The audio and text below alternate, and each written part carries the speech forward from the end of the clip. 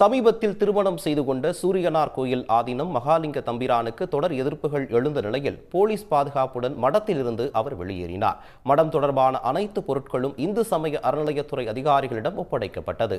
தமிழகத்தில் உள்ள 18 சைவ ஆதீனங்களில் ஒன்றான சூரியனார் கோயில் ஆதீனம் தஞ்சாவூர் மாவட்டம் திருவிடைமருதூர் அருகே அமைந்துள்ளது. இந்த ஆதீனத்தின் 28வது மடாதிபதியாக மகாலிங்க தம்பிரான் உள்ளார்.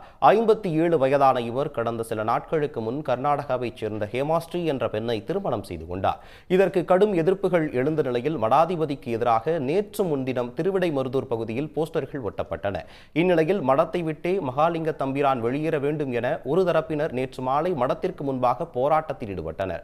அங்கு வந்த மடாதிபதியின் ஆதரவாளர்கள் அவருக்கு ஆதரவாக முழக்கங்களை எழுப்பினர். இதையடுத்து போலீஸ் பாதுகாப்புடன் மடத்திலிருந்து வெளியேறிய மடாதிபதி அருகில் இருந்த ஊராட்சி மன்ற அலுவலகத்தில் தஞ்சமடைந்தார்.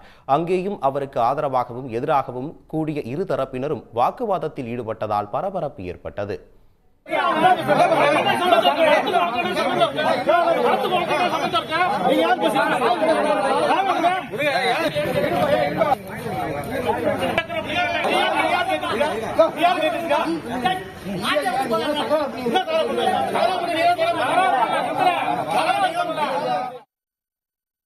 இதையடுத்து அங்கு போலீசார் குவிக்கப்பட்டு இரு தரப்பினரையும் அங்கிருந்து அப்புறப்படுத்தினர். பதற்றம் அதிகரித்த நிலையில் தங்களிடம் பொறுப்புகளை ஒப்படைக்குமாறு திருவாடுதுறை ஆதீன நிர்வாகிகள் மகாலிங்கம் தம்பிரானிடம் பேச்சுவார்த்தையில் ஈடுபட்டனர்.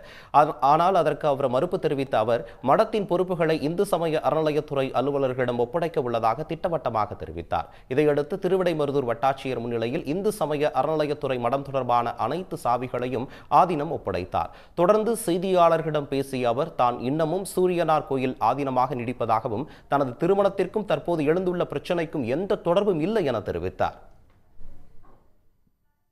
நிர்வாக பொறுப்புகள் தற்போது இந்து சமய அறநிலையத்துறை பட்டீஸ்வரம் கோவில் செயலாளரிடம் ஒப்படைக்கப்பட்டுள்ளது.